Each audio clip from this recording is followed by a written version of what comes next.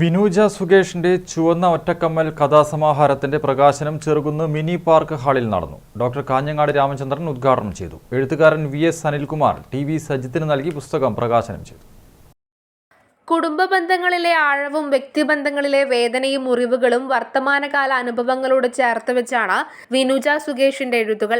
ചുവന്ന ഒറ്റക്കമ്മൽ എന്ന കഥാസമാഹാരത്തിലൂടെ ഗ്രാമീണ ജീവിതത്തിന്റെയും പരിചിത കുടുംബ ബന്ധങ്ങളുടെയും കഥകൾ ലളിതമായി അവതരിപ്പിച്ചിരിക്കുകയാണ് ഈ എഴുത്തുകാരി. കോവിഡ് കാലത്താണ് എഴുത്തിൽ സജീവമായത്. എഴുതിയ കഥകളെല്ലാം ചേർത്താണ് ചുവന്ന ഒറ്റക്കമ്മൽ എന്ന കഥാസമാഹാരത്തിലേക്ക് എത്തിയത്. ചെറുകുന്ന് മിനി പാർക്ക് ഹാളിൽ വെച്ച് പുസ്തക പ്രകാശന ചടങ്ങ് ഡോക്ടർ കാഞ്ഞങ്ങാട് രാമചന്ദ്രൻ ഉദ്ഘാടനം ചെയ്തു. VS അനിൽകുമാർ TV സജിത്തിന് നൽകി പുസ്തക പ്രകാശനം നിർവഹിച്ചു. ഇനിയും പുസ്തകങ്ങൾ പ്രസിദ്ധീകരിക്കാനുള്ള പണിപ്പുരയിലാണെന്ന് വിനൂജ പറയുന്നു. കോളേജ് സ്കൂൾ കാലഘട്ടങ്ങളിൽ കഥ എഴുതി നിർത്തി. പിന്നീട് കല്യാണം കഴിഞ്ഞ് ദീർഘകാലം പ്രവാസിയായി ജീവിച്ച് പ്രവാസത്തിന്റെ ആ ഒരു യാന്ത്രികതയിൽ അറിയാതെ വീണ്ടും വായനയിലേക്ക് വന്നു. പിന്നീട് കോവിഡ് കാലഘട്ടത്തിൽ എഴുത്തിലേക്കും വന്നു. ആദ്യം എഴുതിയത് അമ്മ പലപ്പോഴായി പറഞ്ഞു തന്ന അമ്മയുടെ ബാല്യകാല ഓർമ്മകളിലൂടെയുള്ള ഒരു സഞ്ചാരമായിരുന്നു.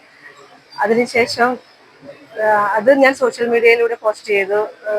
എല്ലാവരും അത് ഭയങ്കരമായ സ്നേഹത്തോടും ആണ് സ്വീകരിച്ചത്. എല്ലാവരും ഭയങ്കര പ്രോത്സാഹനം തന്നു. അതിനുശേഷം മറ്റുള്ള കഥകളിൽ ഞാൻ മെല്ലെ മെല്ലെ എഴുതി തുടങ്ങി. എഴുത്തിനോട് താല്പര്യമുണ്ട്. ഞാൻ പ്രവാസിയായി ജീവിച്ച സമയത്ത് ജോലിയോ എല്ലാം ഉപേക്ഷിച്ചാണ് ഞാൻ നാട്ടിൽ വന്നത്. ആ സമയം ഞാൻ തെയ്യം, ഉത്സവം, പഴയ വീടുകള് അങ്ങനെ എല്ലാം തേടിയിറങ്ങി. എന്തോ ഒരു ഭയങ്കരമായ താല്പര്യം ഉണ്ടായിരുന്നു. അങ്ങനെ എഴുതി. ഇനിയിപ്പോ ഒരു പുസ്തകമായിട്ടുണ്ട്. ഇനി അങ്ങോട്ട് എഴുതും. കുറെ പെൻഡിങ് ഉണ്ട് എഴുതി വെച്ചത്. കോവിഡ് കാലത്താണ് തുടങ്ങിയത്. അപ്പൊ പെൻഡിങ് വന്നത് ഇനി അങ്ങോട്ട് തുടരണമെന്നൊരാഗ്രഹമുണ്ട്. ചടങ്ങിൽ ഡോക്ടർ പ്രമോദ് K. നാറാത്ത അധ്യക്ഷത വഹിച്ചു.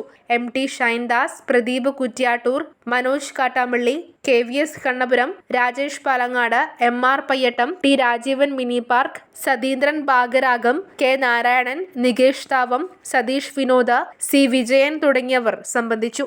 News bureau, Pazhayangadi.